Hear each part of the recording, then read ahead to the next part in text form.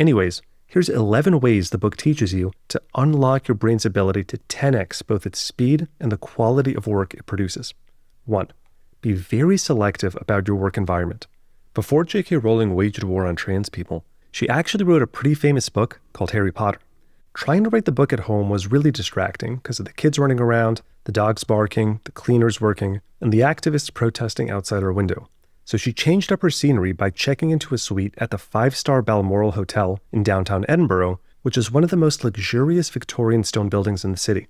And it's right across the street from Edinburgh Castle, which was one of Rowling's inspirations for Hogwarts. This was really effective because not only were there no distractions, but the vibes were also perfect for creative writing. And since she paid more money to spend time there than the yearly salary of a public school teacher, it forced her brain to buckle down and focus with 100% efficiency to avoid feeling like she's wasting money. 2.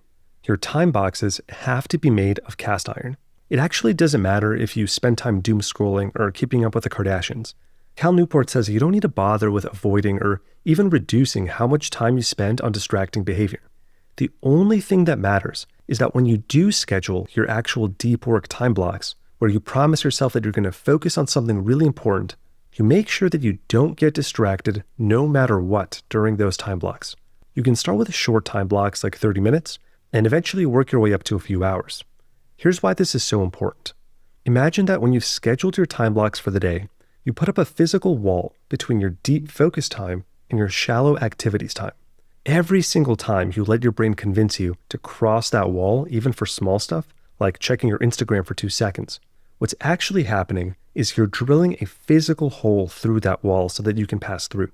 And the more often you do this, the more holes you're drilling through that wall, until there are so many holes that your brain is just going to ignore that wall altogether, which means that the next time you want to put up that mental focus wall to concentrate on something really important, you won't be able to keep your thoughts focused on the task at hand. Your thoughts are just going to keep hopping back and forth between studying for your final exam for 5 minutes and thinking about whether 100 men can defeat a silverback gorilla in unarmed combat for 3.5 hours. Because your mental wall that's supposed to keep your concentration boxed in is going to have more holes than Jeffrey Epstein's prison security footage. But the more times you fight against that urge for distraction during your scheduled deep work time, the more your brain patches up these holes, making it really easy to stay in an ultra-focus mode whenever you schedule it.